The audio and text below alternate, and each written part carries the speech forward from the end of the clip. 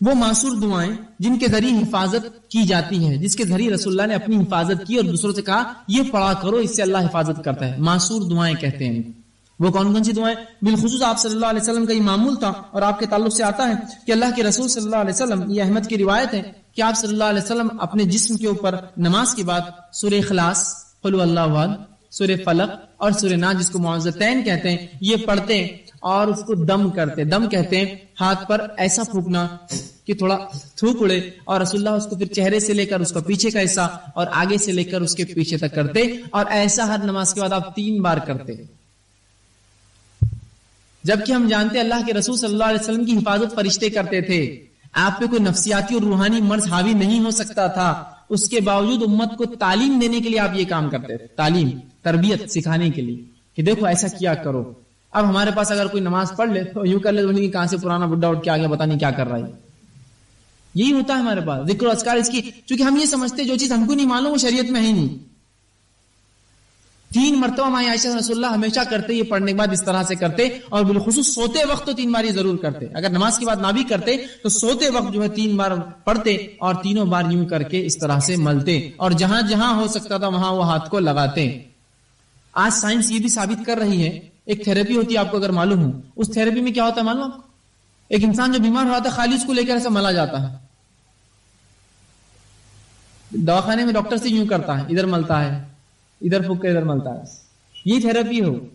شریعت نے دے دیا، پھونکو اور ملو، اس کو بتا دیا یہ ہے طریقہ، ضرورت نہیں ہے وہ کسی ڈاکٹر کو بتانے کی کہ یہ طریقہ کیا شریعت نے بتا دیا یہ ہے، سائنس ثابت کریں گے اس کو دھیرے دھیرے، اور آج کر بھی چکی ہے۔ تھیراپی ہوتی ہے پوری، آپ نیٹ پہ جائیے، مختلف جو الٹرنیٹ میڈیسنز ہے اس میں دیکھیے کہ صرف سہلاتے ہیں، اس سے وہ کہتے ہیں علاج ہوتا ہے، اور واقعی میں اس کے فائدے ہیں۔ رسول اکرم صلی اللہ علیہ وسلم سہلایا کرتے تھے، تکلیف کی جگہ کو اللہ کا ذکر کرتے ہیں، تو ہمارے پاس تو سہلانا ہے، اس کا ذکر بھی معلوم، اب سائنس کو تو وہ تحقیق کر کے نکالنا پڑے گا کہ وہ ذکر کیا ہے، ہمارے پاس تو موجود ہے وہ چیزیں، تاج لوگ تجزیہ کر کے آ رہے ہیں، ہمارے پاس موجود ہے نا۔ کیوں آپ چاہتے ہیں کہ آپ جو اپنی سروں کو جو دیواروں پر ٹکرا کر پھر سر پھوڑ کر واپس آ کے صحیح چیز سیکھیں، جبکہ موجود ہے؟ آپ کو ڈاکٹر ہی بات بولے تو آپ کو یقین آئے گا، رسول اللہ نے بولی تو ٹھیک ہے دیکھا جائے گا بعد میں کریں گے، ڈاکٹر اگر کوئی بولتے یہ کرو تو آپ دوڑ پڑیں گے، کیوں اللہ کے رسول سے زیادہ کیا ڈاکٹر کی اہمیت ہے؟ یہ ایمان کا تقاضا یاد رکھیے کہ جو رسول اللہ نے کیا بس وہی ہے دنیا اور وہی ہے دین۔ تو آج سائنس ثابت کر رہی ہے ان چیزوں کو جو میں آپ کو بتا رہا ہوں، کوئی نئی چیزیں نہیں ہیں یہ سب، آج آپ جدید دور میں اس کو ثابت بھی کر سکتے ہیں اعمال کو سب۔ آئیے اس کے بعد آپ جو کام کریں گے وہ یہ ہے، اسی میں جو دعائیں معصور ہیں اس کے اندر یہ دعا بھی آپ کریں گے کہ اللہ کے رسول صلی اللہ علیہ وسلم جو ہے جب کسی جسم کے کسی اعضاء میں تکلیف ہوتی تو اس اعضاء پر ہاتھ رکھتے اور 3 بار بسم اللہ پڑھتے، اس اعضاء پر ہاتھ رکھتے اور 3 بار بسم اللہ پڑھنے کا حکم دیتے۔ ابھی کبھی ہم نے کیا کہ بھائی تکلیف ہو رہی ہے کہ بسم اللہ بسم اللہ، 3 بار بسم اللہ پڑھتے اس پر رکھ کر، چاہے ہاتھ ہو چاہے پیٹ ہو، اس کے بعد دوا کیجیے، میں اس سے روک نہیں رہا ہوں آپ پہلا، لیکن شریعت نے جو طریقہ بتایا اس سے نکل شروع کیجیے، اور پھر بہرحال اس کے بعد طب اور میڈیسن اور دواؤں کی طرف جاتے رہیے، ٹھیک۔ اسی طرح بھائی نے ایک سوال کیا ہے سورہ یاسین کے تعلق سے، لوگ کہتے ہیں کہ قرآن کا دل ہے، کیا یہ صحیح ہے؟ تو یاد رکھ لیجیے سورہ یاسین کے تعلق سے جو روایت آتی ہے قرآن کا دل ہے، یہ موضوع اور سخت ضعیف روایت ہے۔ دیگر کچھ صورتوں کی آتی ہے، معوذتین سورہ فلق سورہ ناس کی آتی ہے، سورہ فاتحہ کی آتی ہے، سورہ بقرہ سورہ آل عمران کی آتی ہے، اسی طرح سورہ ملک کی جو ہے فضیلت آتی ہے، بلکہ جتنی حدیثیں یا تو موضوع درجے کی ہے جو تو بالکل جھوٹی ہے، ضعیف تو بھی ٹھیک ہے، اس میں اختلاف ہوتا ہے مانے یا نہ مانے، موضوع مطلب جھوٹی روایت ہے۔ دوسرا جو بقیہ روایتیں جو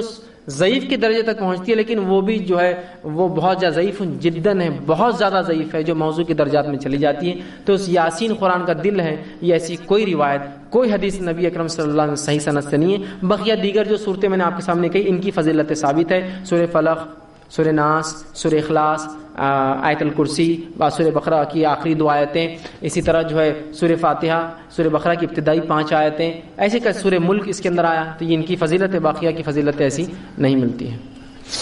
جی پیرنٹس نہیں کرنا چاہتے، ان کے پاس مال نہیں ہے۔ دوسری کنڈیشن ہے پیرنٹس کروانا چاہتے ہیں، بچہ نہیں کرنا چاہتا۔ اور تیسری کنڈیشن دونوں کرنا چاہتے ہیں لیکن اس کے مارکس کم آ جاتے ہیں اور بچے بہت بڑا سٹیپ لے لیتے ہیں۔ جیسے ابھی واشنگ ڈسٹرکٹ کا ایک کیس آیا سامنے کہ 588 مارکس آنے کے بعد بھی ایک بچہ تھا، یش ٹھاکر نام تھا اس کا، اس نے خودکشی کیا اور اس کے سوسائڈ نوٹ میں یہ لکھا کہ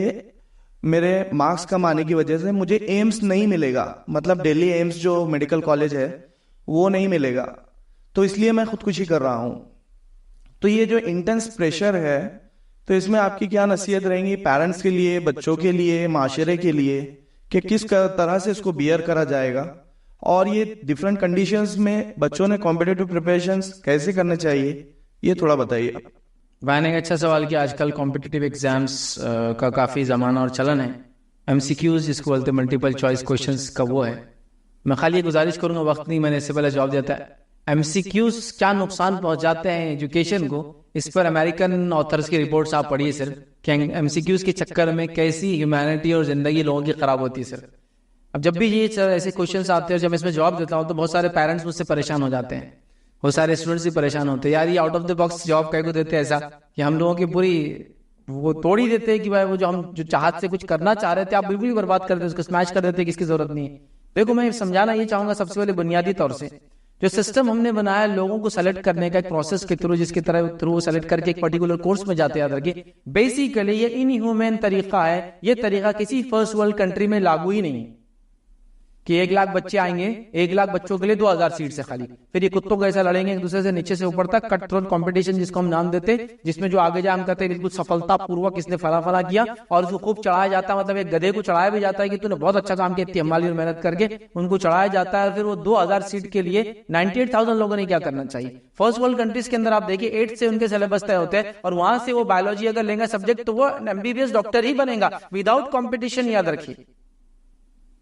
کیونکہ وہاں لوگوں کو ہپ کریٹ نہیں گئی کسی کورس کی, چوائسز کی بنیاد پر وہ جو ہے جا رہے کورس. یہاں ہپ کی وجہ سے جا رہے, سمجھتے نا مارکیٹ میں کیا چل رہا ہے, تو نیٹ چل رہا ہے ابھی, تو سب بس نیٹ ہی کرا رہے ہیں. پہلے CET تھا تو CET کرا رہے تھے, پھر وہ MSCT پتہ نہیں کیا کیا تھا وہ کرا رہے, اب JEE میں اور اس کے اندر ایڈوانسز. دیکھیے یہ سب کرنا چاہیے, میں اس کے خلاف نہیں ہوں, لیکن میں بول رہا ہوں ہر آدمی کی کیپیسٹی اور کیپیبلٹی نہیں کی سب کرے. وہ آدمی جو اتنا مر پڑ کے جا رہا ہے اور اس حد تک جا رہا ہے کہ اپنے آپ کو ڈپریس کر لے رہا ہے, فائنینشلی وہ برڈن ہو جا رہا ہے, زندگی برباد کر دے رہا ہے, 4 سال سے ایگزامینیشن ریپیٹ کرنے میں ڈال رہا ہے, وہ یہ کیوں نہیں سوچ رہا ہے اس دنیا کے اندر لا تعداد کورسز ہے جو دنیا میں کروائے جا رہے ہیں. میں آپ کو بتا سکتا ہوں انڈیا جیسے ملک کے اندر BA کورس کی 1 سال کی فیس 18 لاکھ روپیہ ہے.